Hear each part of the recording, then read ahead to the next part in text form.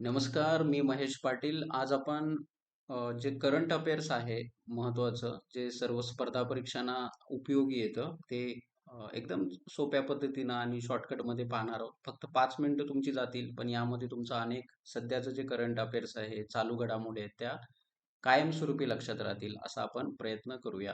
सुरुवात करूया आजच्या पहिल्या अ, प्रश्नाला. तर जागतिक झोप दिवस किंवा जागतिक झोपेचा दिवस हा एक प्रश्न आपल्याला कायम येत असतो. तर याच्यावरती लक्षात घ्या, तो कोणत्या दिवशी असतो? तर तो 14 मार्चला आहे, 15 मार्चला आहे, 17 मार्चला आहे की 1 एप्रिलला आहे. तर यापैकी जर तुम्ही पाहिला तर त्याचं उत्तर यापैकी एकही नाहीये. ठीक आहे. जागतिक झोपेचा दिवस कधी असतो? तर मी एकूण तुम्हाला 4 ऑप्शन दिलेले आहेत. बरोबर? तर या 4 पैकी एकही ऑप्शन त्याचं उत्तर नाहीये. त्याचं खरं उत्तर आहे 13 मार्च. किती? 13 मार्चला तो दिवस असतो. ठीक आहे. तर हे लक्षात घ्या. जागतिक झोप दिवस. तर या झोपेच्या दिवसाची एक संकल्पना सुद्धा असते. ती सुद्धा आपण शेवटी पाहणार आहोत. तर हा दिवस कधी साजरा केला किंवा कोणत्या वर्षापासून साजरा झाला? तर तो आहे 2008 सालापासून. ठीक आहे. कारण बघा आपल्या माणसाला जे आपण आरोग्य म्हणतो तर त्याची मूळ जे असतं ते झोपेत असतं. म्हणजे आपल्याला पुरेशी झोप ही मिळाली पाहिजे. हा आपला एक अधिकार आहे. ठीक आहे. तर त्या अनुषंगानं हा प्रश्न इथं त्याचं रचना केलेली आहे. त्यानंतर फोर स्टार्स ऑफ डेस्टिनी हा एक प्रश्न आहे. फोर स्टार्स ऑफ डेस्टिनी म्हणजे अ, नशिबाचे ते चंद्र किंवा एक आपण त्याला म्हणू तारका असा असा तो अर्थ आहे. तर हे फोर स्टार्स ऑफ डेस्टिनी हे पुस्तक कुणी लिहिलं? तर एस जयशंकर, मनोज नरवणे, शशी थरूर असं नाव आहे ते. सॉरी. हे जे आहे हे शशी असं नाव आहे. शशी थरूर आहेत ते. ठीक आहे. किंवा द्रौपदी मुर्मू ज्या आपल्या सध्याच्या राष्ट्रपती आहेत. तर यांच्यापैकी ते पुस्तक कोणी लिहिलेलं आहे? तर त्याचं जे उत्तर आहे ते आहे मनोज नरवणे. नरवणे आपल्या सातारा जवळच्या मान खटाव भागातील ते आहेत. तर ते भारताचे लष्कर प्रमुख होते. तर त्यांनी एक पुस्तक लिहिलं होतं फोर स्टार्स ऑफ डेस्टिनी. हे पुस्तक कशा संदर्भात होतं हे आपल्याला माहित आहे. खूप चर्चेत होतं ते पुस्तक. तर चीनच्या जे अ, जे काही युद्ध परिस्थिती निर्माण झाली होती त्या संदर्भातलं ते पुस्तक, त्यामध्ये त्याचे काही उल्लेख आहेत. पण ते अजून प्रकाशित झालेलं नाहीये. ठीक आहे. किंवा ते लिंक Amazonवरती आपल्याला उपलब्ध होतं.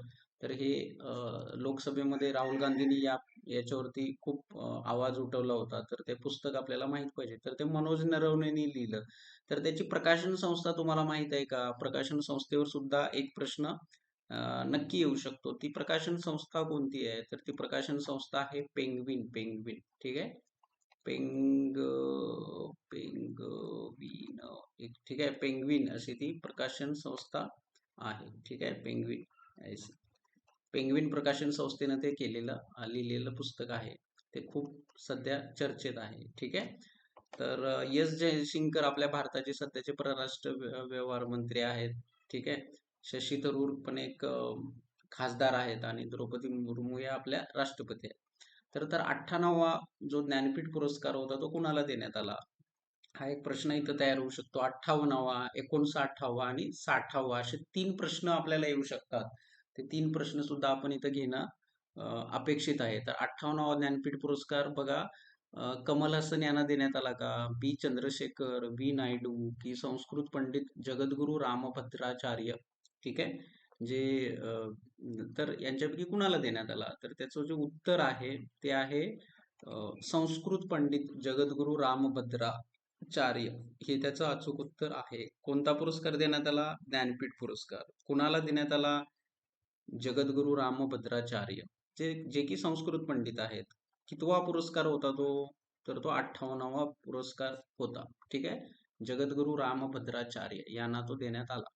तर 59वा ज्ञानपीठ पुरस्कार कुणाला देण्यात आला? 59वा ज्ञानपीठ पुरस्कार. तर तो विनोद कुमार शुक्ल, विदा करंदीकर, तारा भवाळकर की पी. चंद्रशेखर. याच्यामध्ये विदा करंदीकर यांना तो खूप पूर्वी दिलेला आहे. ठीक आहे. आणि ते सध्या हयात सुद्धा नाही आहेत. मराठी साहित्यिक होते. अ, तारा भवाळकर यांचं जे मराठी साहित्य संमेलन अध्यक्षांचं जे भाषण होतं ते खूप गाजलेलं मराठी भाषेसंदर्भात त्यांनी केलेलं भाषा संदर्भात. तर ते आपल्याला माहित आहे. तर विनोद कुमार शुक्ला हे त्याचं अचूक उत्तर आहे. 59वे ज्ञानपीठ पुरस्कार त्यांना देण्यात आला. ते कोण आहेत?